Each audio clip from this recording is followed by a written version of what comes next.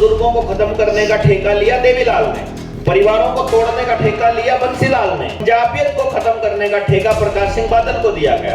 अगर जाट और जट अगर नहीं टूटेगा तो ये लोग राज नहीं कर सकते। इस स्थान को बदनाम किया इन्होंने, जैसे संत भिंडरावाला को बदनाम किया।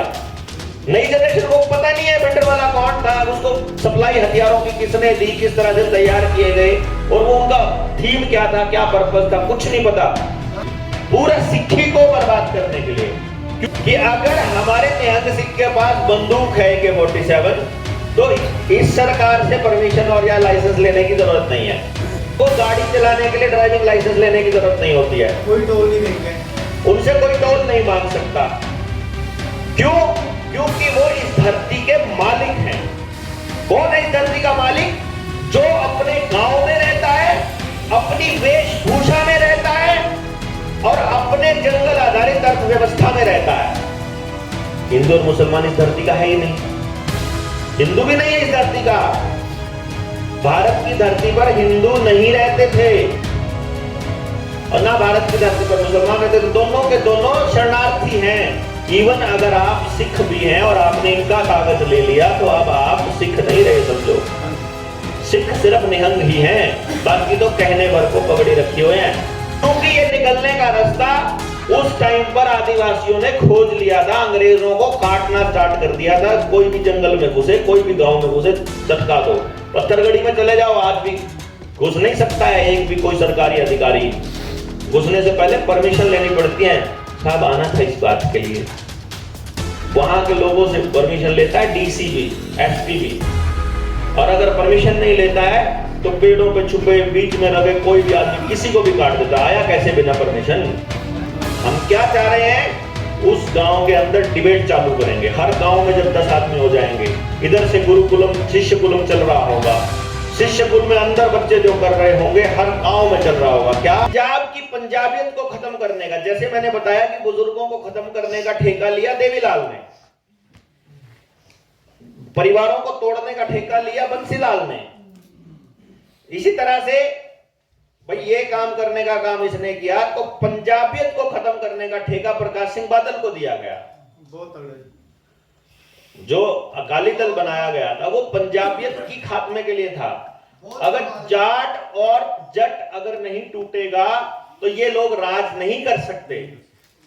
इसीलिए इन्होंने इस एरिया को ऊपर पहले से ही मार्क किया हुआ है। मैं आपको बता दूं, खालिस्तान शब्द के 2-3 मायने इन्होंने निकाल के रखे हुए हैं। जिसको खालिस्तान बोला है, खालिस, खालसा, शुद्ध, प्योर, खालिस स्थान को बदनाम किया इन्होंने, शुद्ध को। जैसे संत भिंडरावाला को बदनाम किया। नई जनरेशन को पता नहीं है भिंडरावाला कौन था, उसको सप्लाई हथियारों की किसने दी, किस तरह से तैयार किए गए और वो उनका थीम क्या था, क्या पर्पस था, कुछ नहीं पता। बस पुराने वालों को भी नहीं पता जी, पुराने वालों को भी नहीं पता। जिंदे भी हथियार मिले ने जी 84 ਦੇ ਵਿੱਚ ਦਰਬਾਰ ਸਾਹਿਬ ਤੋਂ ਕੋਈ ਵੀ 315 ਤੋਂ ਉੱਤੇ ਦਾ ਹਥਿਆਰ नहीं मिला। मिलिट्री ने खुद आपके कोलों ला रख के खुद भेजे। बिल्कुल बिल्कुल सरकारी हथियार थे वो, सारा सरकारी हथियार था वो, जितना भी हथियार था। ये जैसे नशा रख के गाड़ी के अंदर बंदे को रगड़ते हैं, इसी तरह से हरमंदिर साहिब के साथ षड्यंत्र रचा गया था ये पूरा सिक्खी को बर्बाद करने के लिए। क्योंकि जो मैं आपको इंडिजीनियस लोग कह रहा हूं ना, इंडिजीनियस मतलब कुदरत को मानने वाला, जो गुरबाणी है, जिस आदमी ने गुरबाणी को पढ़ लिया और गुरबाणी को फॉलो करना शुरू कर दिया, उस आदमी के ऊपर भारत के, छोड़ो इन अंग्रेजों का, कोई भी कानून लागू नहीं होता है। जैसे आजकल निहंग सिख, आजकल क्या मतलब शुरू से ही जो गुरु गोविंद सिंह की फौज है वो इनका दिया हुआ प्रमाण पत्र, कोई सर्टिफिकेट है, आइडेंटिटी कार्ड है, उसको त्याग देती हैं। वो अपना पहचान पत्र, अपना नेचुरल लेते हैं, भाई हम गुरु गोविंद सिंह की संतान है। आज भी दल जेड़े है ना, दल वो आपका हथियार का लाइसेंस आप बना, आप करते उनको इंडियन गवर्नमेंट। मतलब आप ये समझो कि अगर हमारे निहंग सिख के पास बंदूक है AK-47 तो इस सरकार से परमिशन और या लाइसेंस लेने की जरूरत नहीं है। ऐसा कैसे हो सकता है कि इस देश में रहते हैं उनको गाड़ी चलाने के लिए ड्राइविंग लाइसेंस लेने की जरूरत नहीं होती है, कोई टोल नहीं देंगे, उनसे कोई टोल नहीं मांग सकता। क्यों? क्योंकि वो इस धरती के मालिक हैं। कौन है इस धरती का मालिक? जो अपने गांव में रहता है, अपनी वेशभूषा में रहता है और अपने जंगल आधारित अर्थव्यवस्था में रहता है। यानी आपके पास अपना पशुधन है, अपना पानी है, अपना जंगल है और आप गांव में रहते हो, तो आपको इनके किसी भी कानून को मानने की आवश्यकता नहीं है। रियलिटी तो ये है, क्योंकि आप इस धरती के मालिक हो उस वक्त। शरणार्थी कौन है? जो शहर में रहता है। भारत में नगर जो शब्द है वो शरणार्थियों के लिए ही है। भारत का आदमी उत्पादन करता है, बेचने का, खरीदने का काम नहीं करता है, क्योंकि हम सबसे उत्तम काम करते हैं। गुरबाणी के अंदर जितने नियम, जितनी बातें लिखी है, हर शब्द सिर्फ एक ही बात कहता है और वो है कुदरत का नियम, कुदरती नियम। उन्होंने, गुरु नानक साहब ने जितना भी प्राकृतिक नियम था पूरी दुनिया में, जितना बाइबल में मिला, जितना गीता में मिला, जितना वेदों में मिला, जितना आपकी कुरान में मिला, सबसे ला करके अपनी गुरमुखी, अपनी एक लिपि बनाई और गुरमुख में अपनी गुरबाणी लिखती।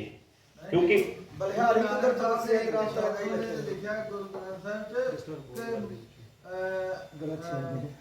ना हम हिंदू ना हम मुसलमान, अल्लाह दिए पिंड प्राण ਲਈ ਅਸੀਂ परमात्मा ਦੇ ਬੰਦੇ ਆ। ਅਸੀਂ ਨਾ ਹਿੰਦੂ ਦਾ ਕੁਝ ਮੰਨਦੇ ਆ ਨਾ ਮੁਸਲਮਾਨ ਤੋਂ ਕੁਝ ਲੈਂਦੇ ਆ, क्योंकि ਉਹਨਾਂ ਦੀ ਸੰਸਕ੍ਰਿਤੀ ਛੱਡ ਕੇ ਆਪ ਦਾ ਉਹਨਾਂ। ये जो अलग कौम बनी ना, वो इसलिए बनी क्योंकि हिंदुओं के बहुत सारे टुकड़े हो गए। कोई कहने लगा मैं द्रविडियन, कोई कहने लगा मैं आर्यन, कोई कहने लगा मैं हिंदू, कोई कहने लगा मैं मुसलमान। हिंदू और मुसलमान इस धरती का है ही नहीं, हिंदू भी नहीं है इस धरती का। भारत की धरती पर हिंदू नहीं रहते थे और ना भारत की धरती पर मुसलमान रहते थे। दोनों के दोनों शरणार्थी हैं। 2011 की सुप्रीम कोर्ट की बेंच का आदेश है 2011 का कि इस धरती पर रहने वाले इंडिजीनियस लोग मात्र 8% बचे हैं, वो भी आदिवासियों के रूप में। बाकी सब ने अपना आइडेंटिटी कार्ड, सब ने अपनी आइडेंटिटी सरेंडर कर दिया है। इवन अगर आप सिख भी हैं और आपने इनका कागज ले लिया तो अब आप सिख नहीं रहे, समझो। सिख सिर्फ निहंग ही हैं, बाकी तो कहने भर को पगड़ी रखी हुए हैं। हाँ हाँ हैं, शहर से गांव में वापस जाने का तरीका। अरे भाई, इसी तरीके पे तो 2016 से काम कर रहा हूं जनाब, कि पहले गांव को रहने लायक तो बना ले। अपने बच्चे को अगर ये कहूंगा कि बेटा इस जगह से वहां पर चल, तो मेरा बच्चा मुझसे पूछेगा नहीं कि लाया क्यों था। मैं कहूंगा वहां सुविधा नहीं थी, तो पूछेगा अब है?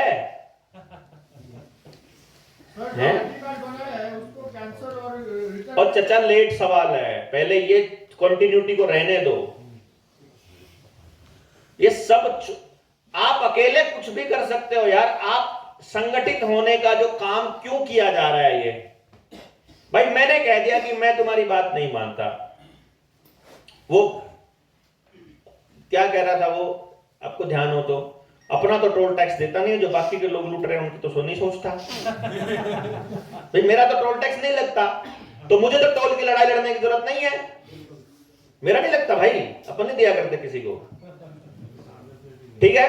अब मान लो मैं टोल नहीं देता हूं, वो तरीका भी दस दो ना दूसरे को। मैं तो लड़ता हूं, खड़ा हो जाता हूं, डंडा साइड में कर, तू टोल मांगेगा हमसे, कर लो। मेरे अंदर ये हिम्मत है लड़ने की कि अगर वो 10 लोग आएंगे पीटेंगे तो अपन मार खाएंगे, लेकिन वहां बैठेंगे कि तुमने पीट कैसे दिया। तुम मुकदमा करो, तुम पुलिस में जाओ।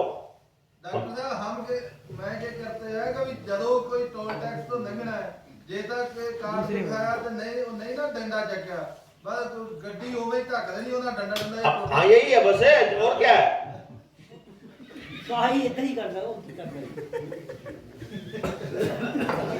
तो भाई आपने,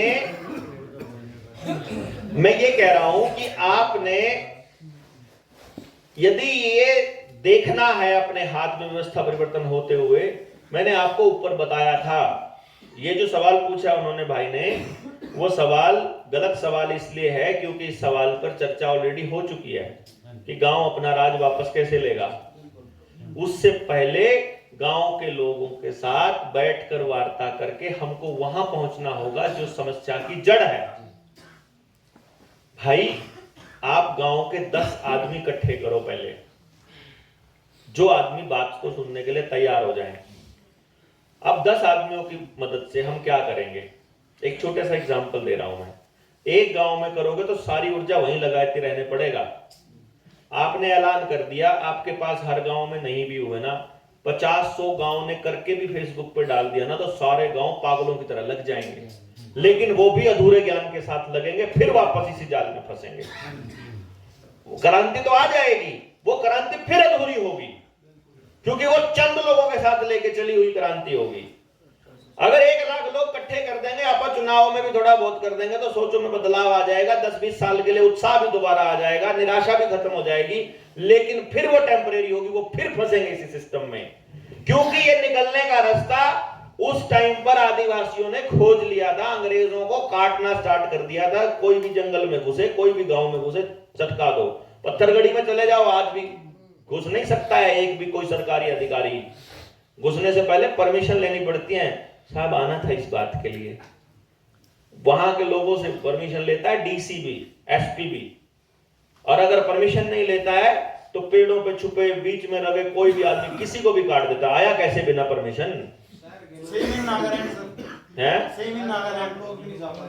शहर के लोग भी नहीं जाते, वहां के आसपास के लोग भी नहीं जाते। समझ गए बात आप?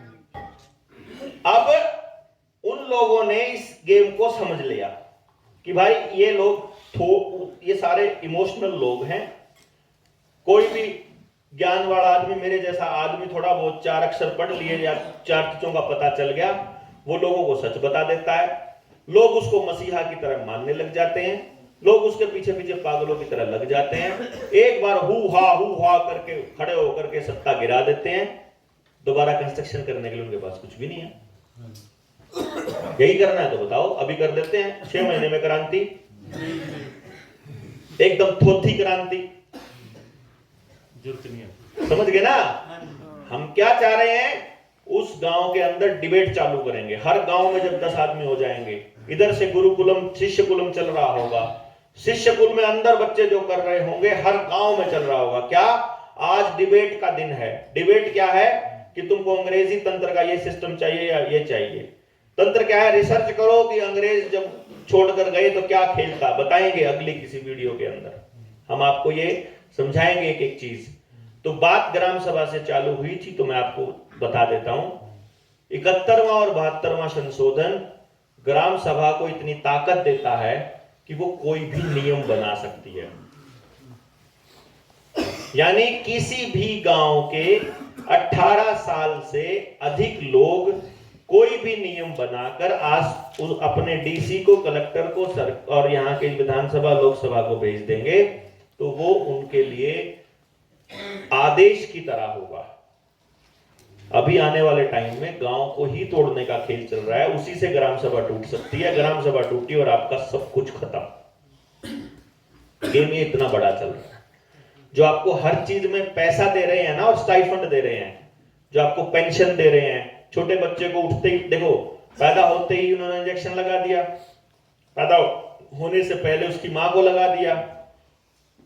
आपने देखा भी है कि वो इंजेक्शंस का पेटेंट किसके नाम पे है और वो किस टेक्नोलॉजी के तहत लगा रहे हैं, और उसका मतलब क्या है, नहीं पता ना। ये जो डायलॉग बोल रहे हैं ना हम, कि हम जो जिंदा हैं सूरज की उससे हैं, रोशनी से, वो पौधों को मिलती है, पौधों से भोजन, वो भोजन हम करते हैं। यही डायलॉग है ना। अब वो ये दिखाएंगे आंकड़े कि जिन बच्चों ने पैदा होते ही नहीं लगाए थे तब इतने मरते थे, पैदा होने के बाद अब लगाने लगे इंजेक्शंस तो अब कम मरने लगे। तो अब वो ये साबित कर देंगे कि वो जो बचपन में लगने वाले इंजेक्शन है ना, उन्हीं की वजह से तुम्हारे बच्चे स्वस्थ हैं, उन्हीं की वजह से तुम्हारे बच्चे ठीक रहते हैं। आपके मन में आपने मान लिया, बस जो अखबार में आया आपने तो मान लिया, अखबार में आया था बस आप सच मान लेते हो। क्यों जी? अब जब आपको ये साबित ही कर दिया कि उसकी वजह से ही आप ठीक हो, तो वो तो जिसके नाम पे इंजेक्शन, आप उसके मालिक हो गए ना, वो मालिक हो गया ना आपका। भाई आपको तो सांस किसने दी? जिसका इंजेक्शन लगा। इसलिए आपकी आशा वर्कर और आंगनवाड़ी वर्कर, आपके बच्चे की चिंता नहीं है उसको कि बच्चा स्वस्थ रहे या ना रहे। वो ये कहेगी कि तुमने लगवाना है तो लगवाओ, नहीं लगवाना नहीं लगवाओ, लेकिन कार्ड जरूर बनवा लो, क्योंकि कार्ड में ये साबित हो जाएगा कि तुम्हारे बच्चे की जिंदगी बिल गेट्स की दी हुई है। सारे इंजेक्शन का पेटेंट उसके नाम पे है। मेरे साथ भी सर यही हो रहा है। मेरे पुत्र कार्ड लगवाओ। आज जब मैं कहने लग रहा यही है, इंजेक्शन लगवाते हैं, बोले इंजेक्शन ना लगवाओ तो कार्ड बनवा लो। कार्ड बनवा ले, क्योंकि कार्ड के साथ उसको स्टाइपेंड मिलता है।